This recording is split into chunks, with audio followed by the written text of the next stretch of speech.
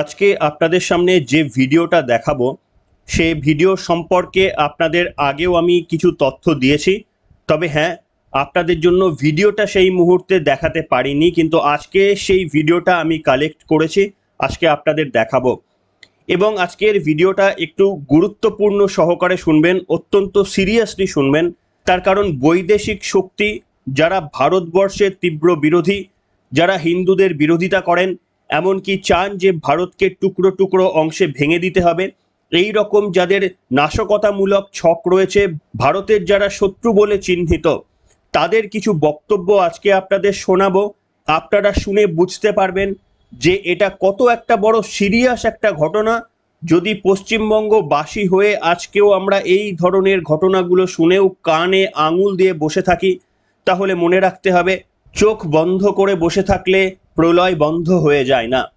আপনাদের আমি বলেছিলাম কিছুদিন আগে, যারা সিম্পল অ্যাজ এবিসির নিয়মিত দর্শক তারা মনে রাখতে পারবেন, একটি খবর আপনাদের সামনে দেখিয়েছিলাম সম্ভবত এক সপ্তাহ বা তার কিছুদিন আগে, যেখানে আমি বলেছিলাম জসিম-উদ-দিন রহমানি, যিনি আনসারুল্লাহ বাংলা টিম বলে একটি সংগঠনের নেতা এবং এটি একটা জঙ্গি সংগঠন হিসাবে চিহ্নিত ছিল, শেখ হাসিনা যখন ক্ষমতায় ছিলেন তখন এই আনসারুল্লাহ বাংলা টিম, এই সংগঠনের যিনি নেতা জসিম-উদ-দিন রহমানি, তাকে গ্রেপ্তার করা হয়েছিল এবং এই সংগঠনটিকে শেখ হাসিনা একেবারেই নিষিদ্ধ ঘোষণা করেছিল।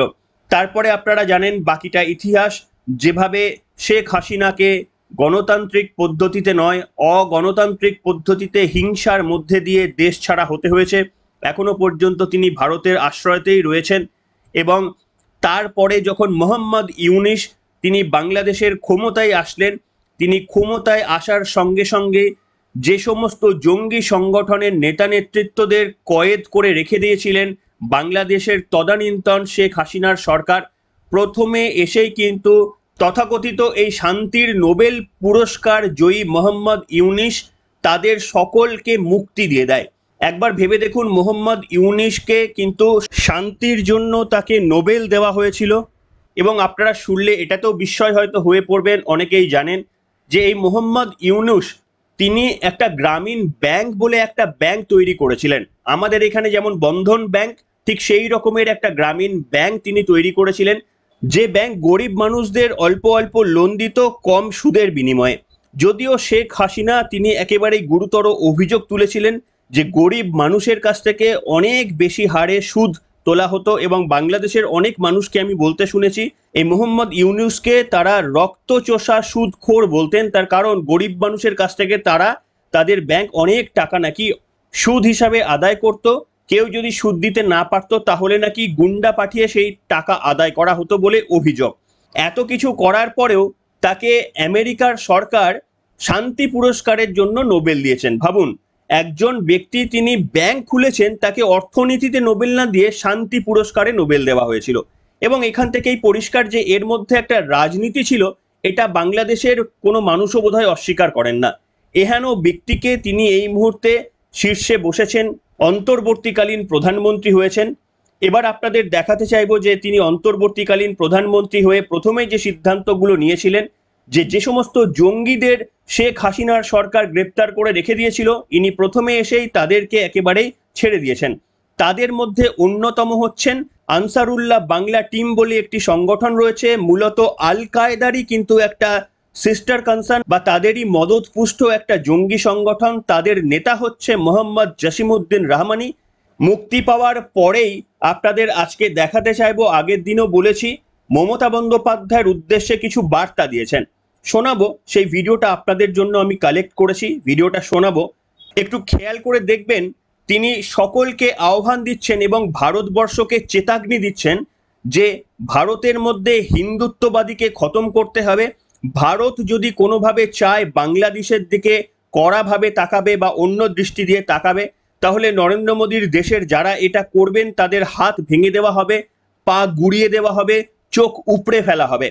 তার কথাটা শুনলেই বুঝতে পারবেন একেবারে জঙ্গি কথা, স্পষ্ট জঙ্গিদের মতো তিনি কথা বলছেন, সেটা স্পষ্ট আপনারা শুনতে পেয়ে যাবেন। এবং শুধু তাই নয়, তিনি ভারতকে থ্রেট দিচ্ছেন, নরেন্দ্র মোদীকে থ্রেট দিচ্ছেন। এই থ্রেট দিতে গিয়ে তিনি কাদের কাদের নাম উল্লেখ করছেন একটু খেয়াল করে দেখুন। তিনি ভারতবর্ষকে থ্রেট দিতে গিয়ে একদিকে যেমন চায়নার কথা বলছেন যে চায়নার সাহায্য নেবেন, একদিকে তিনি বলছেন যে পাকিস্তানের সাহায্য নেবেন, একদিকে তিনি বলছেন খালিস্তানিদের সাহায্য নেবেন, একদিকে তিনি বলছেন মমতা বন্দ্যোপাধ্যায়ের সাহায্য নেবেন। একটু ভালো করে ভেবে দেখুন যে কাদের কাদের নামগুলো তিনি উল্লেখ করছেন। ভারতকে শেষ করার জন্য তিনি পাকিস্তান, আফগানিস্তান, চায়না, খালিস্তানি এবং মমতা বন্দ্যোপাধ্যায়ের সহযোগিতা তিনি আশা করলেন। আপনারা বক্তব্যটা শুনুন। পশ্চিমবঙ্গের মানুষ হয়ে এই বক্তব্যটা শোনা আপনাদের অত্যন্ত জরুরি বলে আমার মনে হয়। বক্তব্যটা শুনুন আপনারা। আমি ভারতকে সাবধান করে দিচ্ছি, বাংলাদেশের দিকে খবরদার কুনজর দিবে না। বাংলাদেশ সিকিম, ভুটান নয়। বাংলাদেশ 18 কোটি মুসলিম জনতার, তাওহিদি জনতার দেশ। এদেশ একটি মসজিদ, এটা আমাদের পবিত্র ভূমি। এদিকে যদি চোখ তুলে তাকাও, সে চোখ উপড়ে ফেলা হবে। এদিকে যদি পা বাড়াও, সে পা ভেঙে দেওয়া হবে। এদিকে হাত বাড়াও, হাত কেটে নেওয়া হবে। যদি বাংলাদেশের দিকে এক পা বাড়াও, আমরা 7 সিস্টারকে বলে দেব, চায়নাকে বলে দেব, চিকেন নেক বন্ধ করে দাও। 7 সিস্টারকে স্বাধীনতার আন্দোলনে ঝাঁপিয়ে পড়তে বলো। কাশ্মীরকে বলবো তোমরা স্বাধীনতার জন্য তৈরি হও। पाकिस्तान, अफगानिस्तान से मैं कहता हूं कि तुम कश्मीर के साथ मदद करो, कश्मीर के आजादी के लिए काम करो। আমরা পশ্চিমবঙ্গের মমতা ব্যানার্জিকে বলবো, আপনি বাংলাকে মোদির রাজত্বের থেকে মুক্ত করে স্বাধীনতা ঘোষণা করুন। এভাবে ভারতের প্রত্যেকটা প্রদেশ, খালিস্তানি সেই শিখদেরকে বলবো, তোমাদের সময় এসেছে, এখনই তোমরা স্বাধীনতার ডাক দাও। সারা অঞ্চল থেকে এই হিন্দুত্ববাদী আন্দোলনকে ধ্বংস করে দিয়ে, ভারতকে টুকরো টুকরো করে দিয়ে ইনশাআল্লাহ এই তাওহিদি জনতা দিল্লির মসনদ পর্যন্ত আবার দখল করবে। সুতরাং আমি ভারতকে বলবো, বাংলাদেশকে নিয়ে বাড়াবাড়ি করো না, জসিমউদ্দিন রহমানীকে নিয়ে বাড়াবাড়ি করো না। শুনলেন বন্ধুরা, কি মারাত্মক বক্তব্য, বুঝতে পারছেন? দেখুন, কোনো শত্রু যদি আমাদেরও শত্রু বলে মনে করা হয়, সেটাই কিন্তু একটা সঠিক পদক্ষেপ। কিন্তু কোনো শত্রু আমাকে বা আমাদের যদি বন্ধু মনে করে, তাহলে বুঝতে হবে সেখানে কোনো প্রবলেম রয়েছে। এই যেমন আপনাদের মনে রয়েছে, আমি খবরেও বলেছিলাম, পাকিস্তানের হাই কমিশনার, তারা একেবারেই বাছাই করা আমের পেটি, তারা কংগ্রেস নেতা অর্থাৎ রাহুল গান্ধী, কপিল সিব্বাল সহ এই ধরনের 5-6 জন সাংসদ এবং কংগ্রেসের নেতাদের বাড়িতে পৌঁছে দিয়েছেন। একবার ভেবে দেখুন, পাকিস্তানের সঙ্গে আমাদের কি সম্পর্ক। প্রত্যেক দিন পাকিস্তান নির্বিচারে কিভাবে আমাদের সেনা জওয়ানদের একেবারে মেরে ফেলছে, কত মায়ের কোল শূন্য হয়ে যাচ্ছে। তারপরেও পাকিস্তানের হাই কমিশনার রাহুল গান্ধী, কপিল সিব্বালদের বন্ধু বলে মনে করছেন এবং তাদের জন্য একেবারে বাছাই করা পাকিস্তানের আম পেটি পেটি বাড়িতে পাঠিয়ে দিচ্ছেন। কোনোদিন শুনবেন যে নরেন্দ্র মোদীকে তারা আম পাঠিয়েছেন কিংবা অমিত শাহকে তারা আম পাঠিয়েছেন? কখনোই শুনবেন না। বরঞ্চ শুনবেন নরেন্দ্র মোদীকে কিভাবে হত্যা করা হবে তার চক্রান্ত করা হচ্ছে, অমিত শাহের মাথার দাম কত তা নিয়ে চক্রান্ত করা হচ্ছে, এই সমস্ত বক্তব্য শুনবেন। কিন্তু দেখবেন রাহুল গান্ধীর প্রতি মানে ন্যাশনাল লেভেলে তাদের একটা সহানুভূতি রয়েছে। ঠিক তেমনি ডোমেস্টিক লেভেলে মমতা বন্দ্যোপাধ্যায়ের প্রতি বাকিদের একটা সমর্থন বা হালকা তাদের একটা সহানুভূতি রয়েছে। এই যে জসিমউদ্দিন রহমানি, তিনি মোদীকে তীব্র আক্রমণ করলেন, বললেন হিন্দুত্ববাদী শেষ করে দিতে হবে, ভারতকে টুকরো টুকরো করে দিতে হবে, পাকিস্তানকে যেন ভেঙে দেওয়া যায় তার জন্য তিনি একদিকে আহ্বান জানালেন চীন এবং পাকিস্তান, আফগানিস্তানকে, তাদেরকে বললেন সক্রিয় হতে হবে, কাশ্মীরকে ভেঙে দিতে হবে, সেই জন্য তাদের সক্রিয় হওয়ার আহ্বান জানালেন। আর অন্যদিকে পশ্চিমবঙ্গ থেকে মমতা বন্দ্যোপাধ্যায়কেও ডাক দিলেন যে এটাই সময় যখন পশ্চিমবঙ্গকে স্বাধীন ঘোষণা করতে হবে, ভারত থেকে আলাদা হতে হবে এবং ভারত থেকে আলাদা হয়ে এটাই প্রকৃত সময় যখন পশ্চিমবঙ্গকে স্বাধীন ঘোষণা করতে হবে।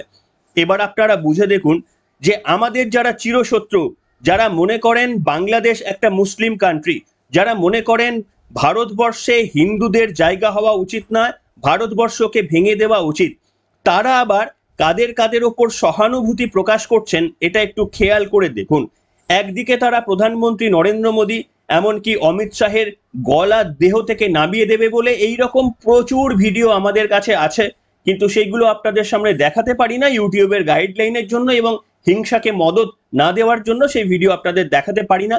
আপনারা গুগল করলে দেখতে পারবেন পাকিস্তান বাংলাদেশ থেকে প্রতিদিন কত এই ধরনের থ্রেট আসে, কিন্তু দেখবেন মমতা বন্দ্যোপাধ্যায়কে বন্ধু হিসাবে তারা আবার প্রজেক্ট করার চেষ্টা করেন, যেটা একেবারে কাম্য হওয়া উচিত নয়। দেখুন, পাকিস্তান এবং বাংলাদেশ তো কোনোদিনই ভারতবর্ষের ভালো করার জন্য এমন একটিও পদক্ষেপ তারা নেননি, এমনকি সেটা যতই ছোট থেকে ছোটতর হোক না কেন।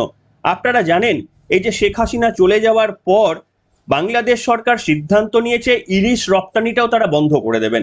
কেন না, বাংলাদেশের মানুষ আগে ইলিশ খাবে এবং ভারতে ইলিশ সাপ্লাই করা হবে না।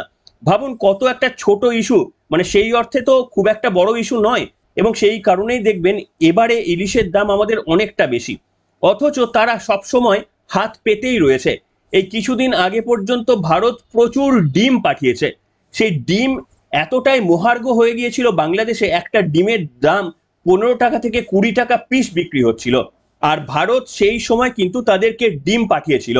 এবং তারপরেও তারা আরো বিভিন্ন ক্ষেত্রে দাবি করেছে তাদের যেন পেঁয়াজ পাঠানো হয়, তাদের যেন আরো অনেক জিনিসপত্র পাঠানো হয়, তার কারণ ভারত এই সমস্ত জিনিসপত্র না পাঠালে বাংলাদেশ না খেতে পেয়ে মরে যাবে।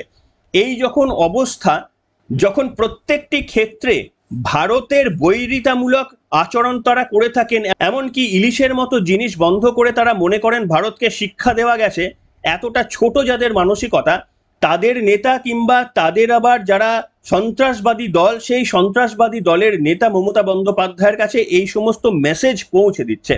আর এগুলো নিশ্চিতভাবে পশ্চিমবঙ্গবাসী হিসাবে আমাদের শুনতে ভালো লাগে না, তার কারণ যার সম্পর্কে বলছেন তিনি আমাদের রাজ্যের মাননীয় মুখ্যমন্ত্রী, তার সম্পর্কে কেউ এই ধরনের মন্তব্য বলুক সেগুলো আমরা কিন্তু এক্সপেক্ট করি না, বা সেগুলো কিন্তু আমরা আশা করতে পারি না।